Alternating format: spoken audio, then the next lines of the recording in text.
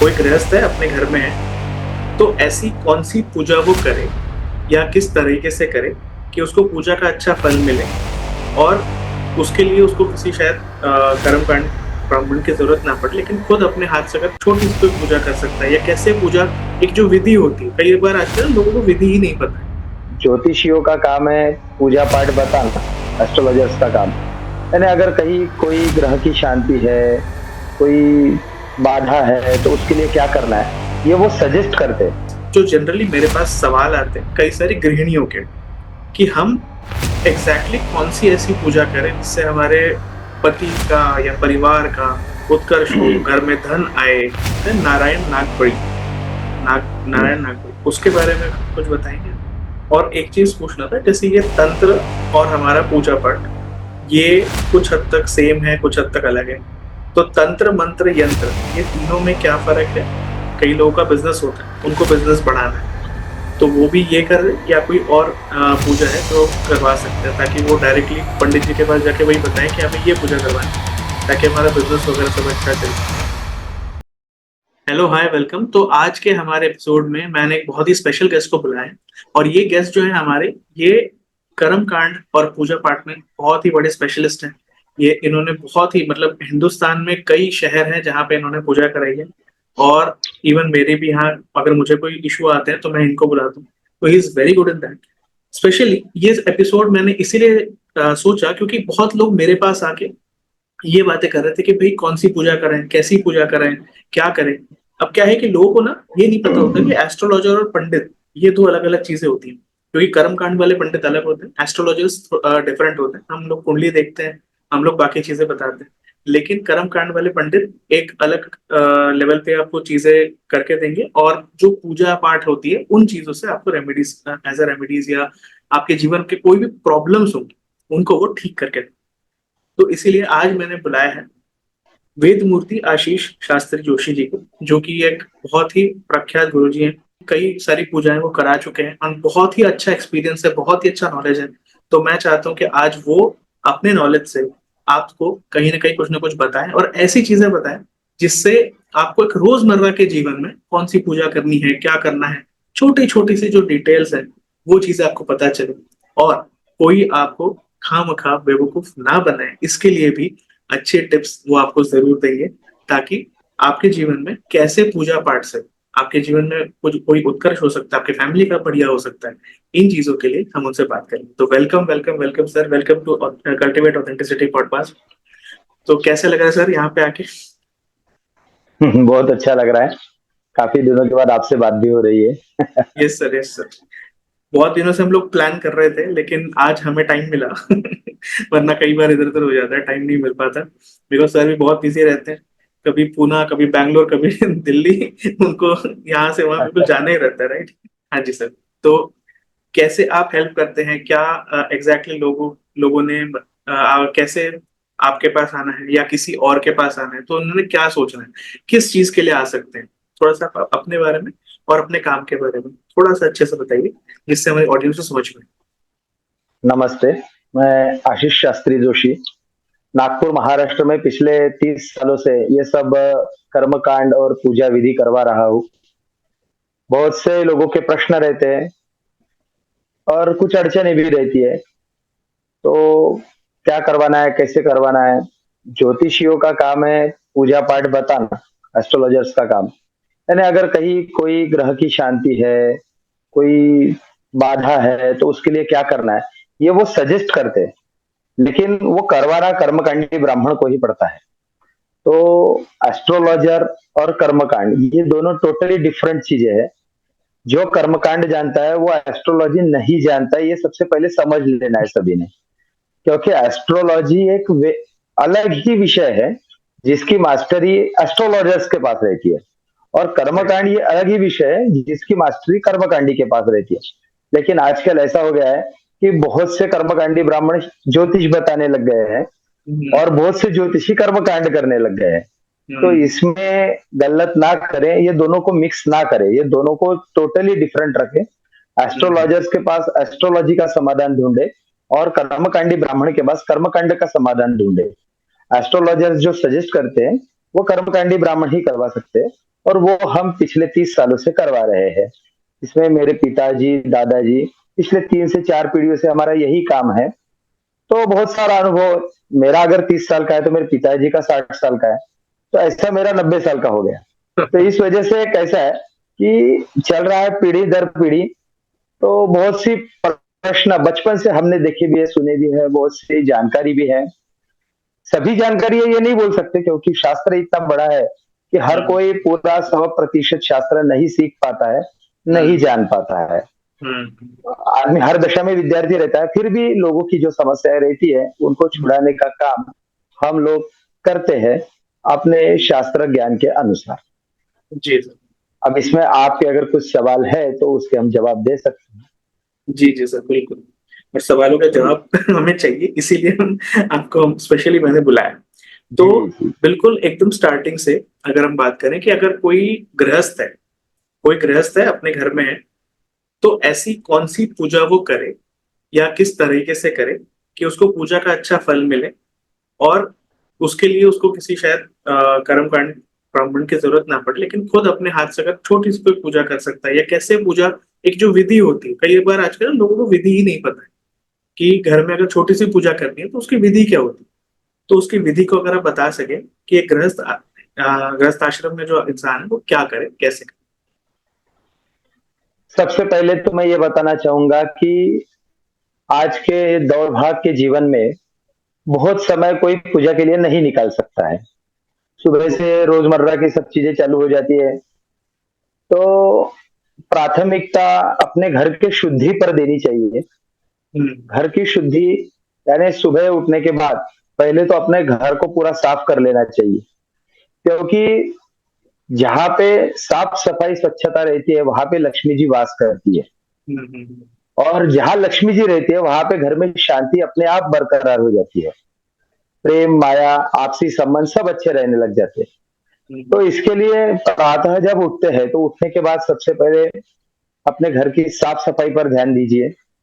उसके बाद अपने दरवाजे के सामने रंगोली निकालनी चाहिए। सामने साफ सफाई करके, अभी तो बड़े आंगन तो घर में रहे नहीं, फ्लैट्स में लोग रहते हैं, फिर भी जितना हो सके अपने दरवाजे के सामने साफ सफाई करके वहां पे रंगोली निकालनी चाहिए। सामने तुलसी का पौधा हो तो बहुत ही अच्छा, लेकिन फ्लैट्स है तो फ्लैट्स में सामने नहीं रख सकते, हम्म। किसी बालकनी में है तो वहां पे तुलसी का पौधा घर में होना जरूरी है। हम्म। शास्त्र के अनुसार जहाँ पे तुलसी जी का वास रहता है वहां पे भगवान वास करते हैं। तुलसी और गैया, तुलसी माता और गौ माता ये दोनों ही चाहिए, लेकिन आज के फ्लैट की संस्कृति में गौ माता का घर में रहना पॉसिबल नहीं है। तो तुलसी हम्म। माता तो रह ही सकती है घर में किसी बालकनी में या पूजा घर में, जहाँ राइट। पे भी आप रख सकते हो वहां पे तुलसी माता रहनी चाहिए। हम्म। और सबसे पहले नहा धोकर पूरी तरह से शुचिर्भूत होकर हम्म। प्रथम भगवान के पास जाने के बाद दीपक लगाना चाहिए। दीपक आप तेल का लगा सकते हैं, घी का भी लगा सकते हैं। दीपक लगाने के बाद भगवान की पूजन, जैसे मूर्ति अगर अपने घर में है तो एक से ज्यादा मूर्ति भगवान के घर में नहीं रहनी चाहिए। कोई भी भगवान की केवल एक ही मूर्ति भगवान घर में चाहिए। तो जैसे पंचायतन की पूजा रोज की इसमें बताई गई है। तो पंचायतन में 5 देवता मुख्य है। हम्म। एक है भगवान विष्णु, जो लड्डू गोपाल की मूर्ति रहती है। हम्म। एक शिव जी, उसके बाद में अन्नपूर्णा, और अपनी कुल देवता जो कोई है उसकी मूर्ति, और अगर आपके गुरु है तो गुरु के चरणारविंद यानी पादुका, या फिर अगर उनकी मूर्ति है तो वो। तो ये 5 देवता। घर में शंख और घंटी पूजा घर में रहना जरूरी है। ये इतने भगवान कम से कम होने ही चाहिए। इसके बाद नाई भी बढ़ाए तो भी चलेगा। तो सबसे पहले ये सभी देवताओं का स्नान यानी अभिषेक। तो हम्म। अभिषेक में पहले जलाभिषेक, उसके बाद में पंचामृत से अभिषेक। पंचामृत से अभिषेक करने के बाद में फिर से एक बार शुद्धोदक यानी अच्छे जल से अभिषेक। अगर हम्म। आपके घर में गंगा जी है तो स्नान के जल में 2 बूंद गंगा जी का जल भी मिला लीजिए। हम्म। तो उससे स्नान करके भगवान का पहुंच के गंध, हल्दी, कुकू, धूप, दीप, पुष्प, जो भी अवेलेबिलिटी के अनुसार वहां पे आप जहाँ पे रहते हैं वो मिलता है, वो सब चीजें रखनी चाहिए।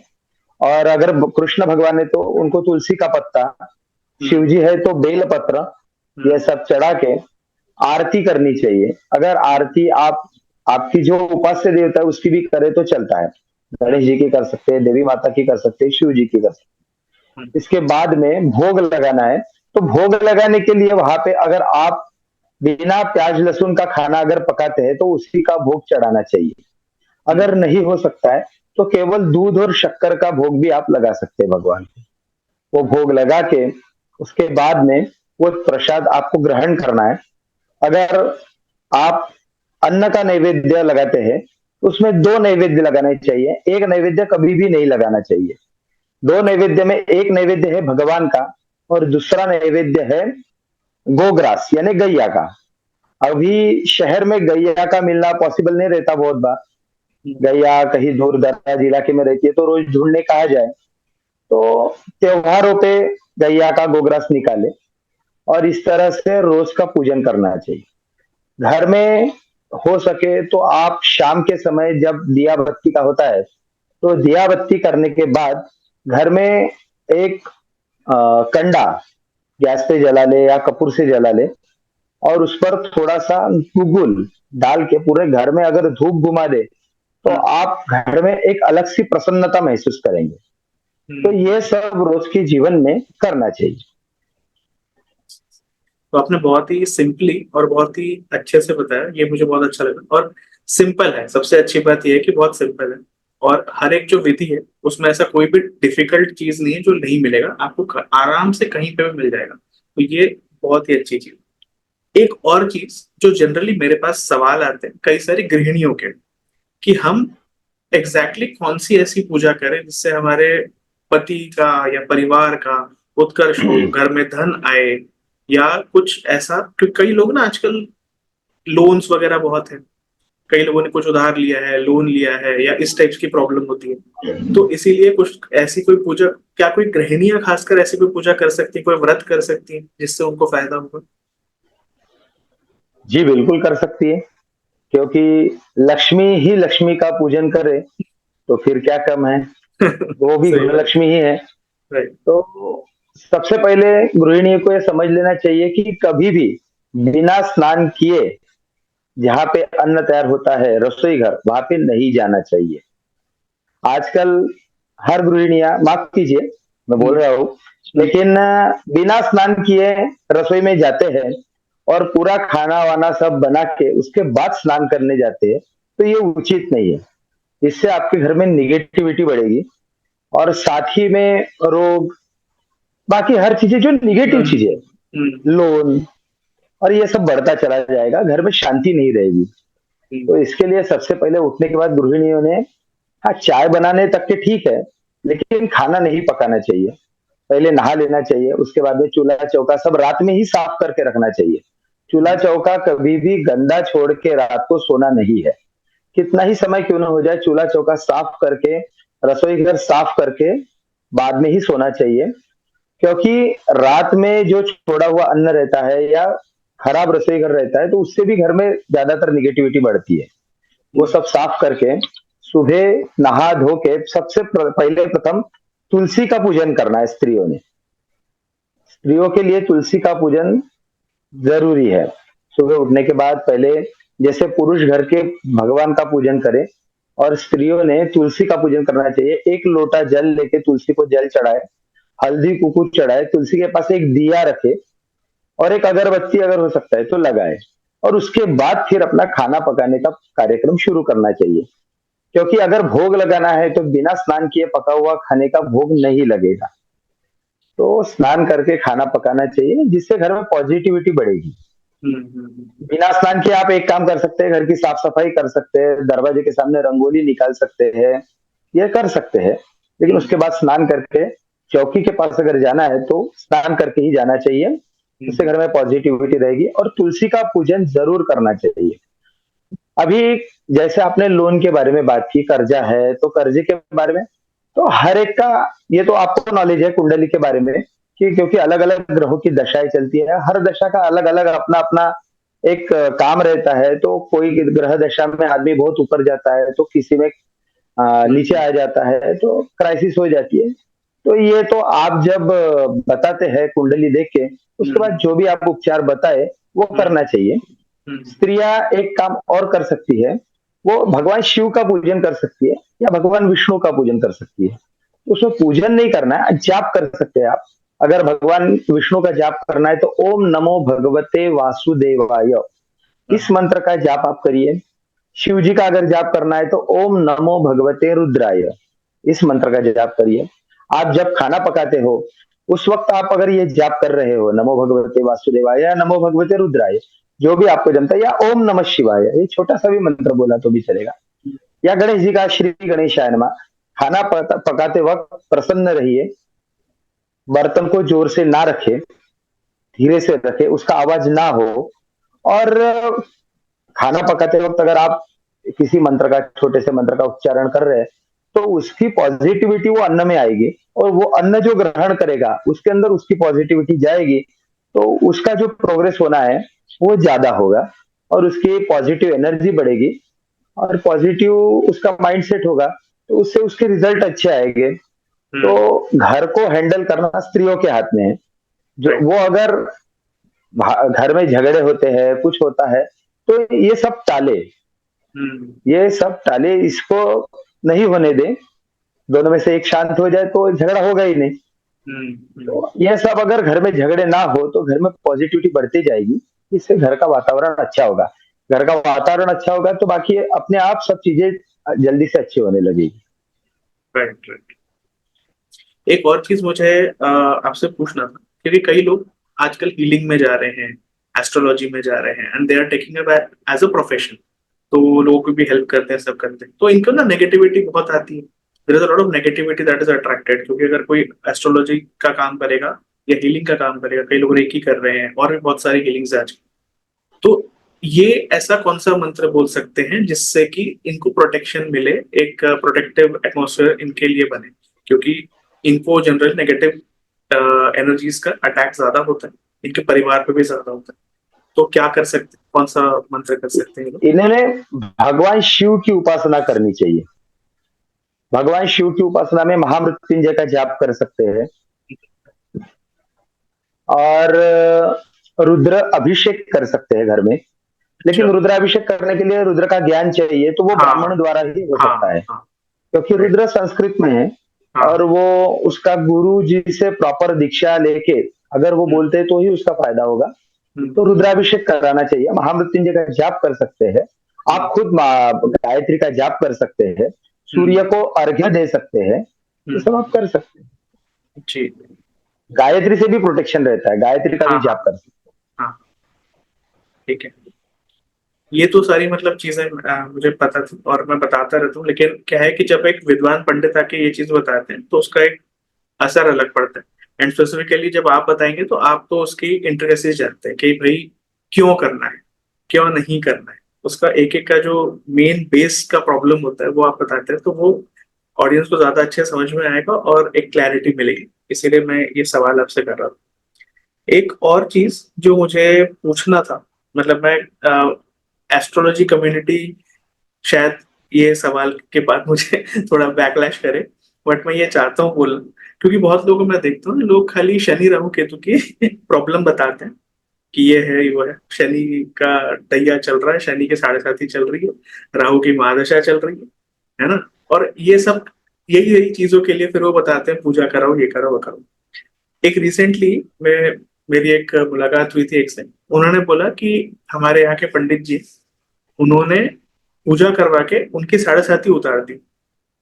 तो मैंने बोला अच्छा, मैं कहा, ये तो कुछ नया सुन रहा हूँ मैं, साढ़े साथी उतार दी।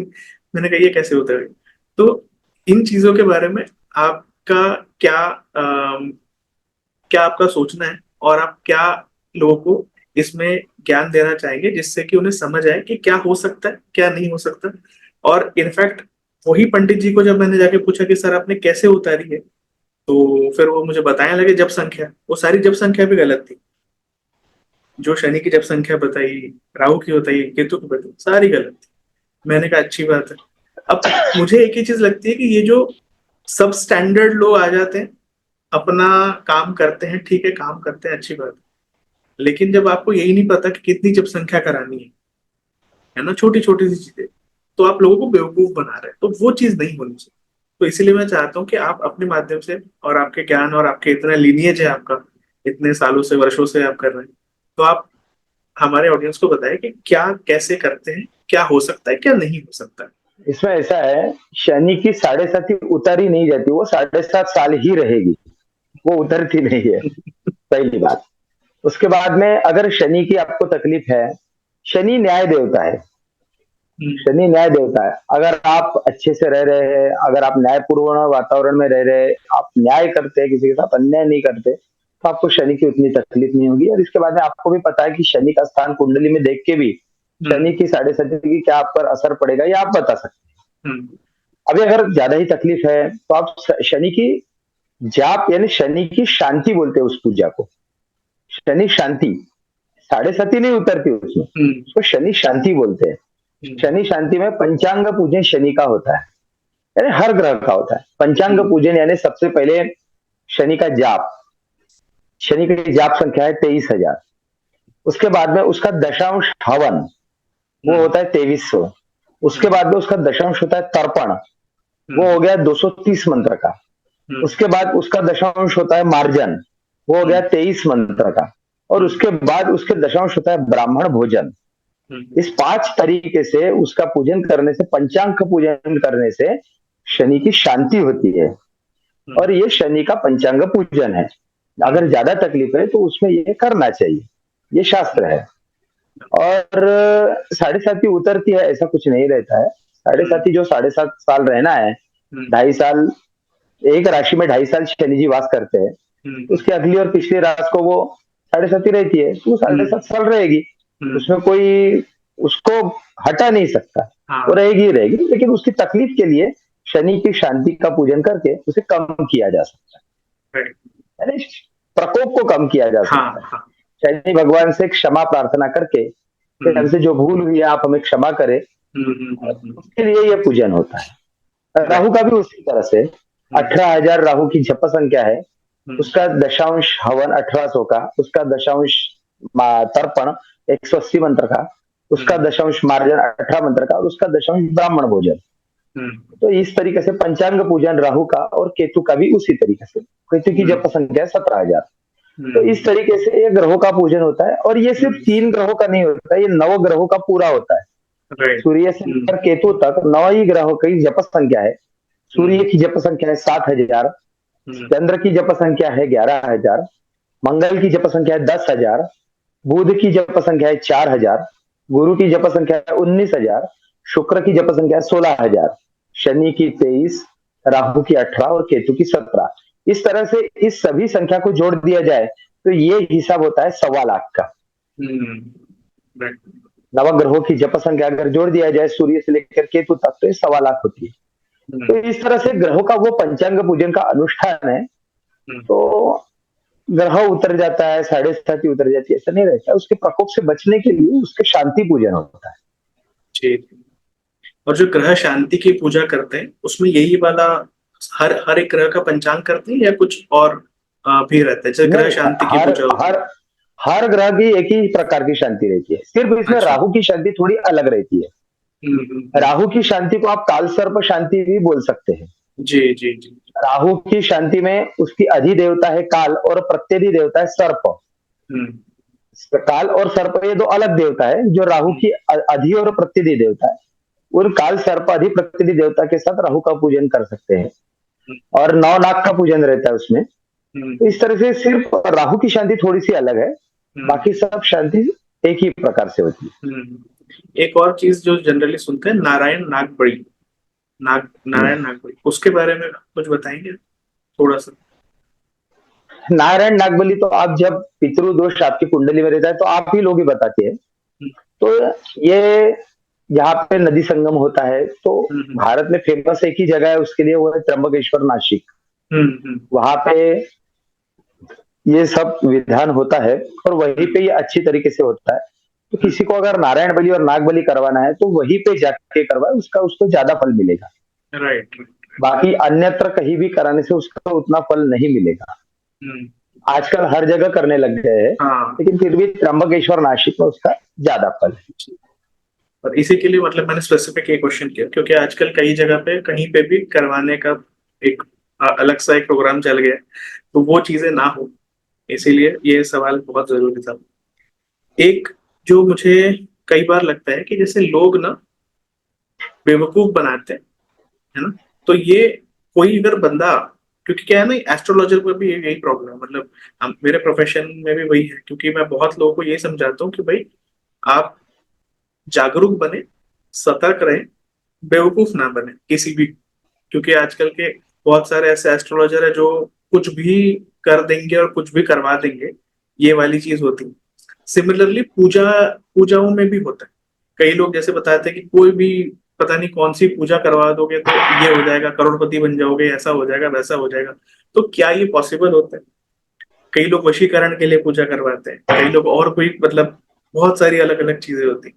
तो मैं चाहता हूँ कि ये जो इस चीज पे थोड़ा सा ज्ञान का प्रकाश डालें कि भाई कैसे लोग ऐसी गलत धारणाओं में, गलत चीजों में ना फंस के सही लोगों के पास जाएं, सही मार्गदर्शन लें और सही तरीके से पूजा करें, ताकि उनके जीवन में कुछ अच्छा हो, ना कि कुछ मतलब जबरदस्ती बस पैसे ले लिए किसी ने और रिजल्ट मिला नहीं, फिर बोलने लगे कि भाई हमारे शास्त्र ठीक नहीं है, पूजा कराने से क्या होता है। तो ये प्रॉब्लम आजकल ना मार्केट में बहुत ज्यादा है। तो इसी के लिए मैं आपसे स्पेसिफिक ये सवाल पूछूं। नहीं, इसमें ऐसा नहीं है।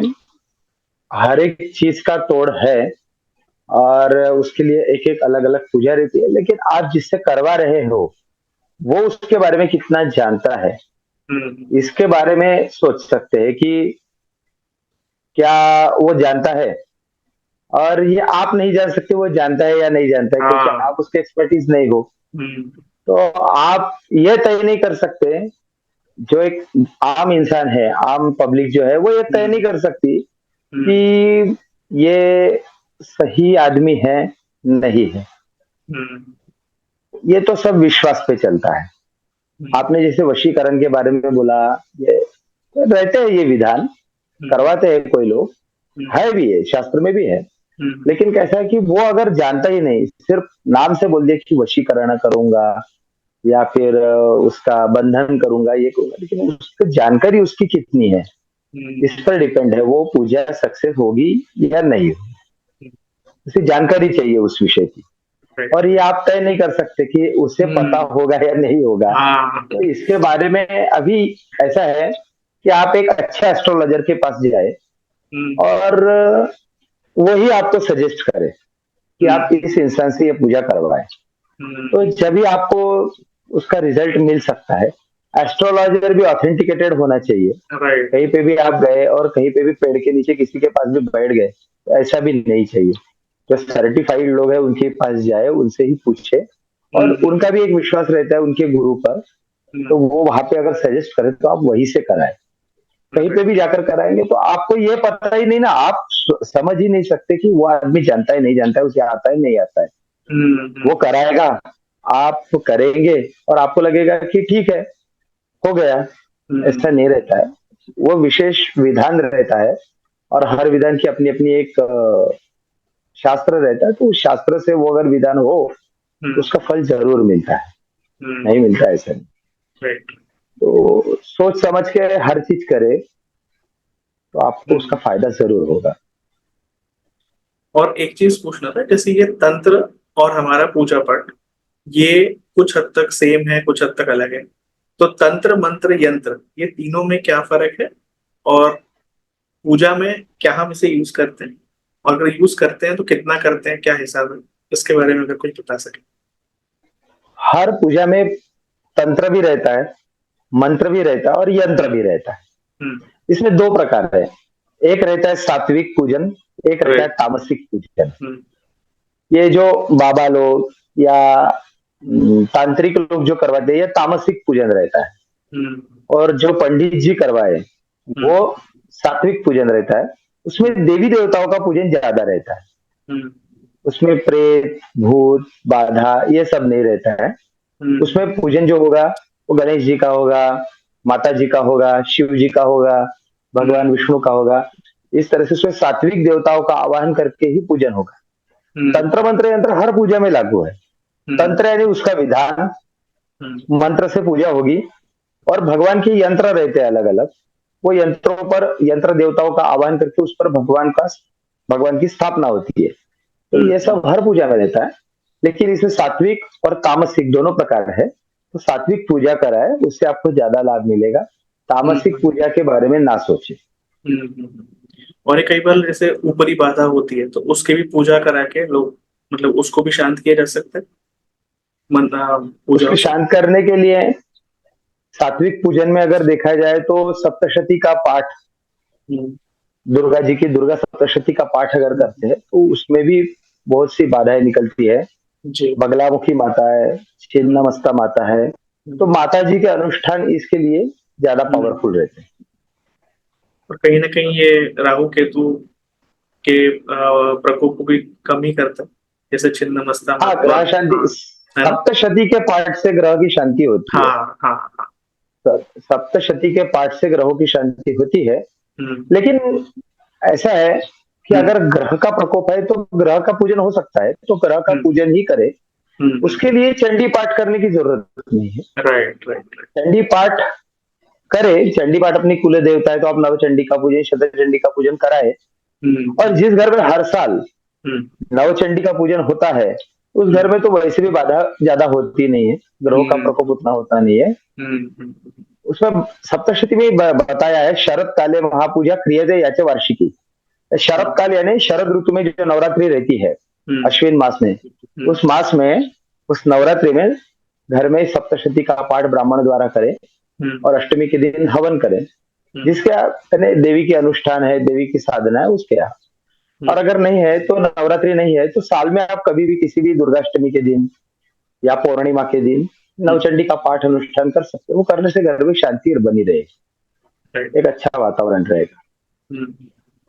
एक उसमें मैं बताया चीज, सुताम हाँ, सम, हाँ, बताइए। सुताम संपूजिता पुष्पैर देवगंधा ददाति वित्तम पुत्रांश मतिन धर्मे गतिं शुभाम।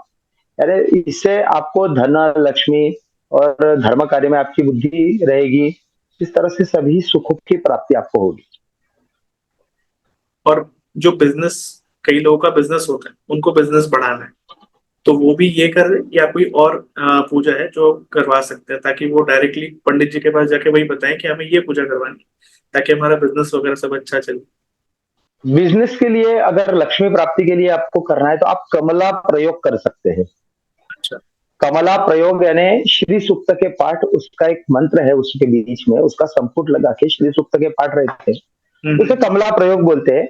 हम्म, बस आप इसी तरीके से बोलिए कि कमला प्रयोग कर रहा है, तो हम्म, अगर वो जानता है तो बताएगा, और अगर नहीं जानता है तो बोलेगा मैं देखता हूँ, बताता हूँ, इस तरीके से। यस, क्योंकि यस। सभी को इसके बारे में जानकारी नहीं है।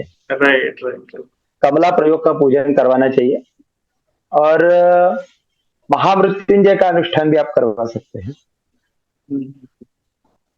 अगर वास्तु दोष है तो वहां पे भी लघु रुद्र, महारुद्र, इस प्रकार का शिव जी के अभिषेक के अनुष्ठान भी करवा सकते हैं। एक जो चीज मैं आजकल एक और, मतलब कई बार कई लोगों के घर जाता हूँ, मैं देखता हूँ मंदिर होता है, मंदिर के ऊपर वो लोग कई सारी चीजें रख देते हैं, भले ही वो सामान शायद मंदिर का ही, लेकिन वो उसके ऊपर पड़ा होता है, और पता नहीं क्या क्या। तो ये सारी चीजों में ना मुझे लगता है कि लोगों को अवेयरनेस कम हो रही है आजकल। लोग, मतलब एक तो आजकल ज्यादा पूजा नहीं कर पाते, कभी कभी हफ्ते में एक बार दो बार ही दिया लग रहा है, बाकी हो नहीं रहा। मैं कई लोगों को पूछता हूँ कि भाई ये आपने लगाया हुआ है घर में, सारा अच्छा सा आपने करा है, क्या रोज करते हैं? तो रोज मैक्सिमम लोग, मतलब जो अगर झूठ ना बोलते हो तो वो बता देते हैं कि हाँ भैया रोज तो नहीं हो पा रहा हमारे यहाँ। तो एक तो रोज हो नहीं पा रहा लोगों के यहाँ। दूसरा, बिल्कुल भी, मतलब मुझे भी लगता है कि ऐसा नहीं करना चाहिए, फिर भी उन लोगों ने रखा हुआ है। अब छोटी छोटी चीजों के ऊपर हम वैसे तो उनको बता भी नहीं सकते एकदम से कि ये मत करो, क्योंकि किसी के यहाँ जाके आप किसी के आस्था को एकदम से बोलेंगे कि आपने क्या करा। प्लस जैसे मैंने सुना है, आप मुझे कंफर्म करिएगा, कि वो हाथों की संख्या, मतलब जो आपने अपने घर के अंदर के मंदिर में जो भगवान रखे हैं, उसमें हाथों की संख्या का भी कुछ होता है, कि ज्यादा हाथों की संख्या वाले भगवान जो ज्यादा उग्र रूप होते हैं जनरली, वो हम नहीं रखते हैं। क्यों नहीं रखते? तो उस बारे में एक आप कुछ अगर बताएंगे तो। तो जैसे माता जी की मूर्ति हो गई तो वो अष्टभुजा नारायणी रहती है, हम्म, वो सौम्य रूप है, वो रख हम्म, सकते हैं आप। हम्म, आ, जैसे भगवान विष्णु की मूर्ति होगी तो वो चतुर्भुजी रहेगी, शंख चक्र हम्म, गदा पद्म। हम्म, हम्म, बालाजी की मूर्ति रहेगी, चतुर्भुजी रहेगी।